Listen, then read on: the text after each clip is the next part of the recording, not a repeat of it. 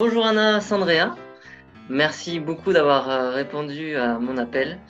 C'est un plaisir de t'avoir et j'ai plein de questions à te poser sur ta vie, sur tes projets, ce qui s'est passé très dernièrement avec le sommet de la conscience.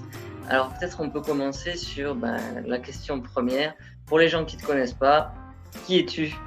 Qu'est-ce que tu fais de ta vie?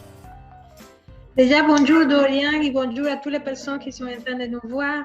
Alors, qui suis-je? C'est une question difficile à chaque fois de répondre. C'est la question un peu fondamentale de l'être humain. Hein? Mais bon, je vais essayer de répondre avec certains de mes rôles d'aujourd'hui. Je suis avant tout une femme à 50 ans, mère de 3 enfants extraordinaires avec qui je suis en lien de plus en plus fort chaque jour, heureusement. Et je suis aussi thérapeute. Je me suis spécialisée dans la guérison des blessures émotionnelles, des peurs, des autosabotages, des croyances limitantes, etc. C'est-à-dire tous les mécanismes, les schémas qui emprisonnent l'être humain. C'est ça me fascine en fait. Surtout ce qui me fascine le plus, c'est d'accompagner des personnes à se libérer de ces systèmes. Parce qu'ils ne sont pas définitifs, ils peuvent être libérés, travaillés et libérés. Aussi, je suis la créatrice du sommet de la conscience. Certaines personnes le connaissent. Ça fait 9 ans. C'est un grand événement, une fois à l'année, qui réunit des auteurs, des acteurs du développement personnel et de la spiritualité pour parler des sujets autour de l'élévation de la conscience. Voilà, je suis une amoureuse aussi. Ça fait 5 ans que je suis, 6 ans maintenant que je suis dans une relation. Et puis voilà, je m'arrête là parce que je suis plein de choses finalement. Et je suis rien en même temps, je suis l'être derrière toutes ces choses qui... D'accord, donc ça a été un long parcours finalement. On sent qu'il y a du vécu, il y a beaucoup de choses qui se sont passées dans ta vie. Alors, je me suis un petit peu renseigné sur les débuts qui étaient assez difficiles avec des traumatismes, donc qui a appelé à vraiment une prise de conscience, et ça a amené une prise de conscience, vraiment un réveil, c'est ça que tu dis? En fait, il y a eu plusieurs réveils parce que je me rends compte que la vie a essayé de me réveiller plusieurs fois, ou c'était peut-être des réveils progressifs. Hein. Je ne peux pas dire que je ne me suis pas du tout réveillée. Je me rends compte que mon premier réveil suite à des grosses maladies que j'ai eues à l'enfance, à 7 ans, je me trouve avec un sol, un rein et un œil, parce que de cet œil-là, je ne vois presque pas, suite à un accident affreux. Et je voyais qu'il m'arrivait plein de choses. Et donc, c'est à l'âge de 13 ans, suite à tout ça et en grosse difficulté financière de mes parents, j'ai mon premier réveil. Je me mets à dévorer des livres de métaphysique, c'était ça à l'époque, et je trouve ça passionnant. Mais bon, à chaque fois, je me rends compte qu'il y avait des périodes de réveil et de pas d'endormissement parce que je ne m'endormissais complètement parce que ça continuait à m'intéresser, je lisais de temps en temps, etc. Mais disons d'éloignement de qui je suis en fait. Et puis, la vie m'a appelé plusieurs fois, jusqu'à 1999 où je me marie. Et là, ça se passe super mal. J'ai un mariage terrible avec énormément de violence, de violence physique, verbale, etc. Et là, je me pose vraiment la question, qu'est-ce qui m'arrive? Pourquoi je suis là? Et c'est là où les blessures sont arrivées, parce que jusqu'à maintenant, je me sentais très connectée à la spiritualité, tout ça, mais c'était c'était en connexion, c'est vrai, je me sentais connectée et en même temps, je n'avais pas de pratique, je n'avais pas de... Je lisais des livres, je me rappelle, j'étais en train de raconter à quelqu'un il y a quelques jours et j'ai beaucoup rigolé, que s'il y avait un exercice dans le livre, je le sautais. Je continue à lire. Et c'était comme ça, mais, pendant des années, bon, souvent une maturation à l'intérieur de moi. Mais à partir de ce mariage, là, je me pose la question, je vois que je tombe sur le sujet des blessures, je vois que je suis blessée, et là, je décide de vraiment passer à la pratique, de travailler mes blessures, et ça a duré des années, ça continue encore d'ailleurs.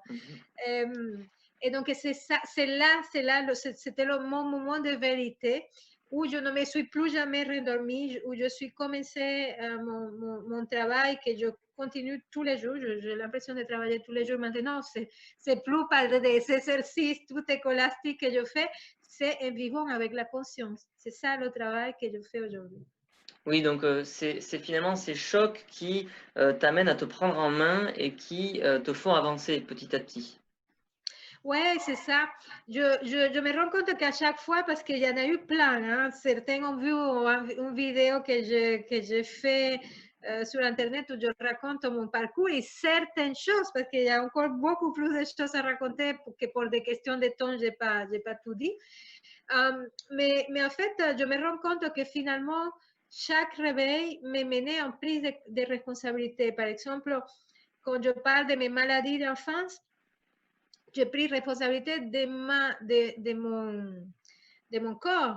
Même si j'étais très petite, j'avais 7 ans et je me suis dit, parce que c'était très douloureux, j'avais des soins très douloureux, vous connaissez le monde médical, hein, c'était la torture parfois. Hein.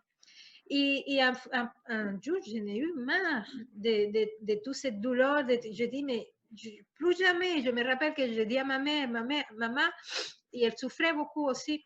Je dis, je ne vais plus être malade. J'avais 7 ans. Je ne sais pas si elle m'a cru. Et effectivement, mon 7 ans, 8 ans, effectivement, ça s'est arrêté net.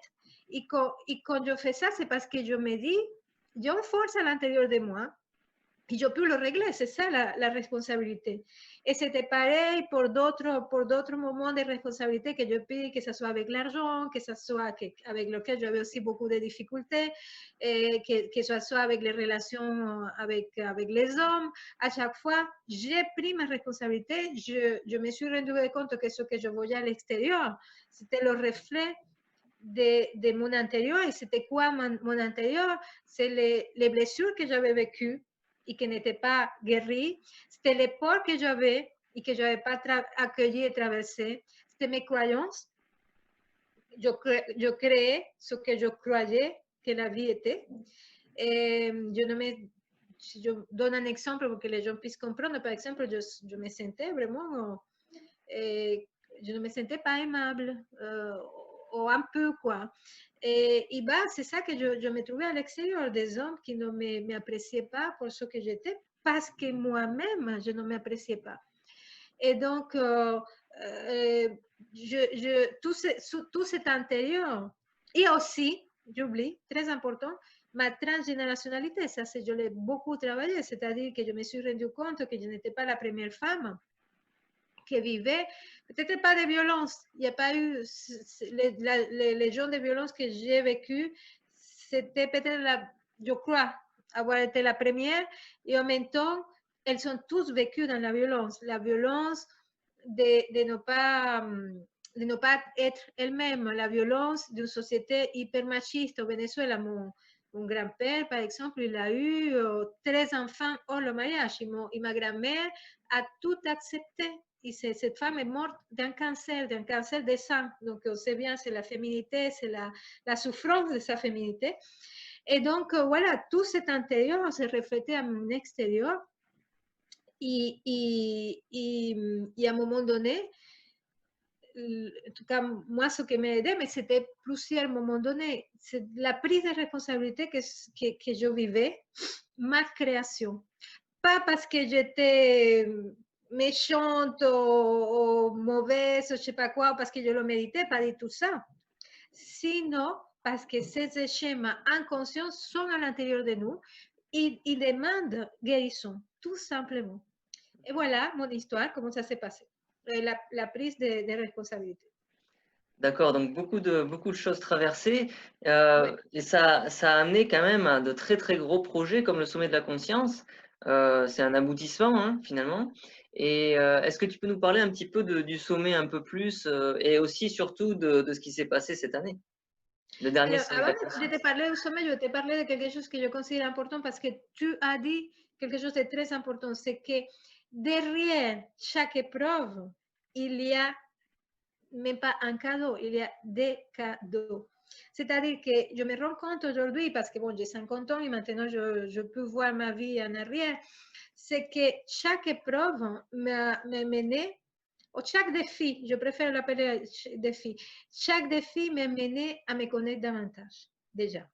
Chaque défi m'a mené à me sentir beaucoup plus confiante en moi, parce que je me suis dit, ah, ok, je suis capable de vivre ça et de le dépasser. Chaque défi m'a montré les ressources que j'ai en moi. Chaque défi m'a connecté davantage à des parties de moi que je ne connaissais même pas. Chaque défi a libéré des forces en moi, a libéré la créativité, a libéré l'abondance en moi, a libéré l'amour en moi, a ouvert mon cœur. Pas complètement, hein, je ne peux pas dire que mon cœur est totalement ouvert ou que j'ai connecté complètement ma créativité. Non, ça, c'est graduel, mais honnêtement, c'est rien à voir avec avant. Donc, ça, j'aimerais le dire parce qu'il y a des personnes qui souffrent et qui parfois ne voient pas de sens dans ce qu'elles vivent et même qui ne voient pas de sens dans la vie tout court. Et moi, je vous dis que derrière ce que vous êtes en train de vivre aujourd'hui, que je compatis avec vous parce que c'est vrai que pendant qu'on est dans cette pendant qu'on vit ces défis, cette initiation, wow, parfois on ne voit pas la lumière, et c'est pas clair, c'est confus, et on se dit, mais à quoi bon, etc. Et, mais en même temps, sachez que ce que vous êtes en train de vivre a un énorme sens. Que ce que vous êtes en train de vivre pour vous connecter à la vie, pour vous connecter à qui vous êtes. Et qui vous êtes l'amour, vous êtes la joie, vous êtes l'abondance, vous êtes la générosité, vous êtes la créativité, etc. Et puis aussi connecter et libérer des forces en vous où vos rêves vont devenir réalité. Et quelque chose, et moi je le partageais parce que je trouve ça important, c'est que je me rends compte qu'avant, entre le moment où j'avais un rêve et que ce rêve se réalisait, parfois des années, c'est passé parfois jamais, hein.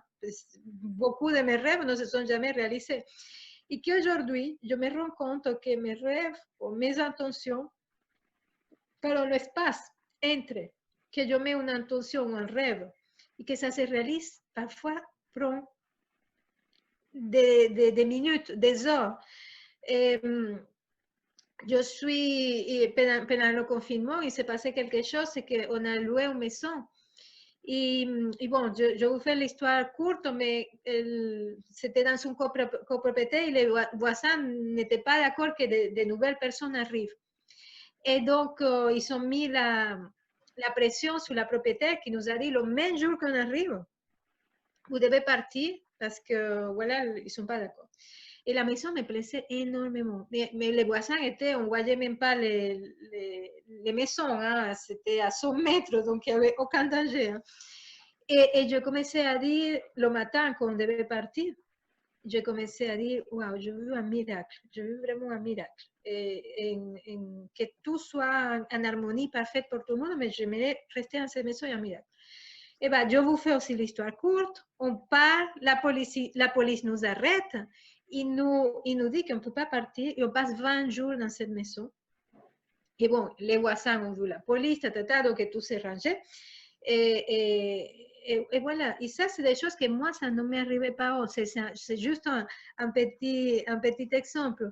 Mais la libération de mon être créateur, et cette libération, c'est à travers le passage de mes blessures, de tous ces schémas que je vous ai racontés tout à l'heure, qui est en train de se voir. Et donc, un des créations de cet être créateur, c'est le sommet de la conscience. Ça fait 9 ans que ça existe, j'expliquais de quoi il s'agissait. Et oui, cette année, c'était incroyable parce que juste aussi, autre chose qui m'arrive dans le passage de cette blessure, c'est qu'avant des choses négatives, pour moi, rester négative, et voilà, je me crée des situations pas possibles. Ma vie, j'ai eu beaucoup de situations rock'n'roll, rocambolesques, comme vous voulez, incroyables.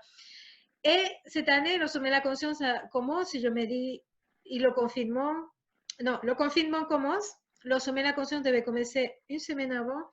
Je me dis, mince, c'est pas la bonne époque, mais bon, on avait déjà commencé. Ça va pas être la bonne époque. C'est tout au milieu de confinement. Peut-être il y a des gens qui vont le voir, mais ou pas, ou je sais pas. Bon, c'était une incertitude pour moi au moment où ça a commencé.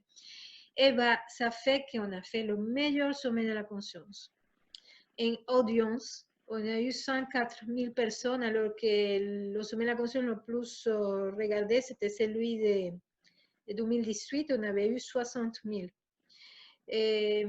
Inscrits. Après, les conférences ont vu pour beaucoup plus. Hein. C'est un peu doublé, triplé, parce que les gens se passent le lien, etc. Et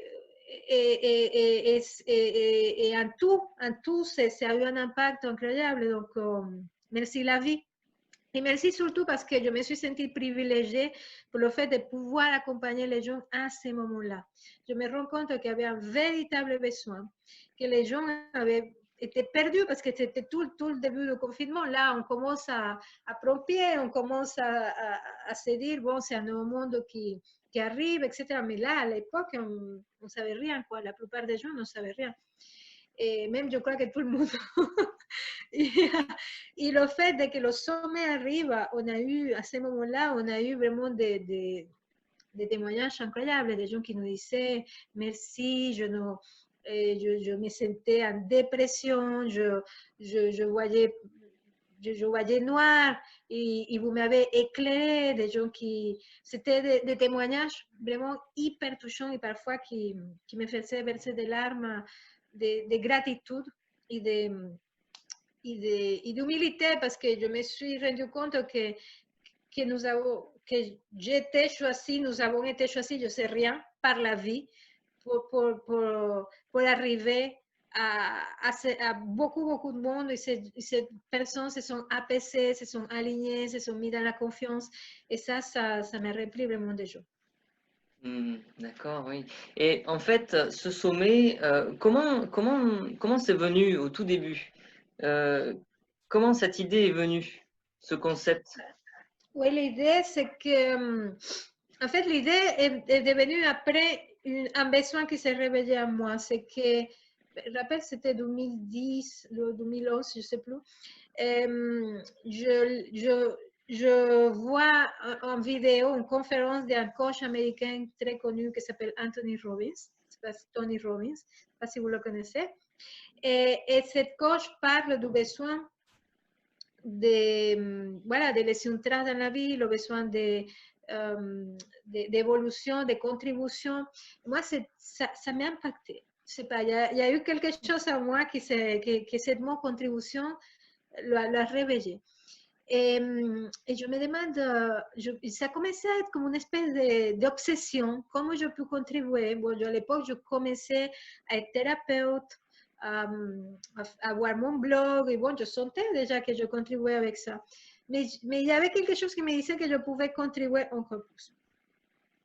Et bon, des mois se sont passés et ça a continué à me tourner la tête. Et un jour, j'ai vu aussi aux États-Unis un sommet, mais ce n'était pas sur la spiritualité, c'était sur autre chose, je ne me rappelle plus de maintenant quoi.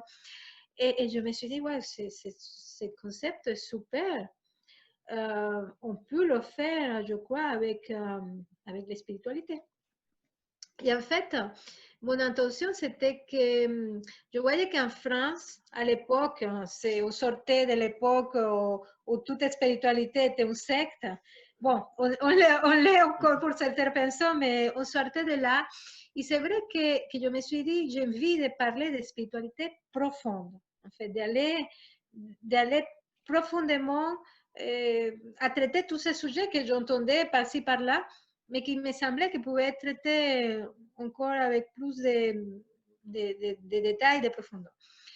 Et voilà, j'ai commencé à le faire au début sans argent, parce que j'étais seule, je ne savais pas quoi faire, etc. Et c'est encore une histoire incroyable. Je commence toute seule et, je m'arrête un moment parce que je ne peux pas continuer sans argent. À l'époque, je vivais avec mes allocations. L'État me payait 1500 euros pour mes enfants et tout. Et je payais 960 euros de loyer. Donc, je vivais avec 600 euros. Je ne pouvais pas faire beaucoup de choses. Et en même temps, je me suis arrêtée. Et une semaine après, je devais aller en Espagne. Parce que je commençais à aller là-bas, avoir un groupe là-bas, etc. Et bon, je vous fais court l'histoire. Je retrouve là-bas un ami et je raconte mon rêve. Il me dit, Anna, je vais te donner l'argent. Et c'est devenu mon associé Julio Heras, avec qui pendant 6 ans, j'ai organisé le sommet de la conscience et qui a décidé de prendre un autre chemin il y a déjà 3 ans, je crois. Et voilà, c'est ça l'histoire. C'est ce besoin de contribution qui s'est réveillé à moi tellement fort. Et même, je me disais, j'ai envie de laisser à mes enfants un monde différent, de raconter, d'être inspirante pour mes enfants, de les montrer qu'on peut faire vraiment des choses. Et voilà, ça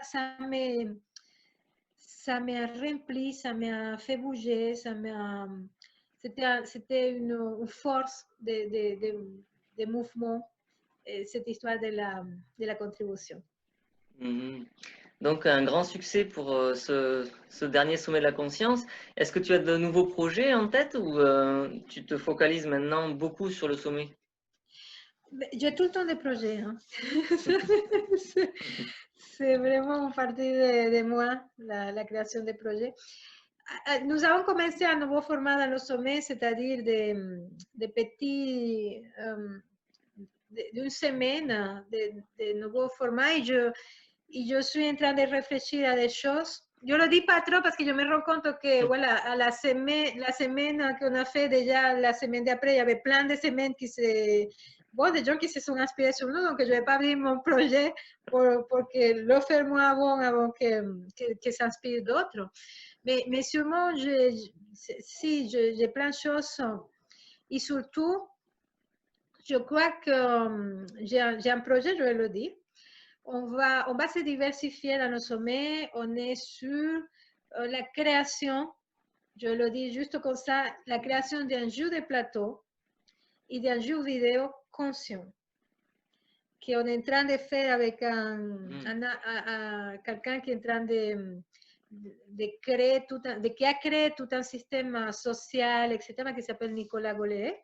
Et là, nous nous sommes associés pour créer ces jeux de plateau et ces jeux vidéo. Et voilà, nous sommes dans ce projet. D'accord, on le dit à demi-mot pour en toucher espérant plus qu'il n'y ait pas les de plagiat. jeunes. Hein? On le dit à demi-mot en espérant qu'il n'y ait pas de plagiat. Mais non, oui, c'est parce que moi, c'est tout un travail, hein, faire un jeu vidéo. Voilà. C'est ça. A priori, il n'y a pas de problème avec celui-là. Non. D'accord. Ben, écoute, Anna Sandrea, merci beaucoup d'avoir participé et d'avoir répondu à l'appel. Vraiment, c'est un plaisir de t'avoir. C'était exactement dans la lignée de ce que je veux proposer et diffuser. Donc, merci beaucoup encore une fois. C'était un réel plaisir. Merci à toi, Dorian, pour cette opportunité de m'exprimer.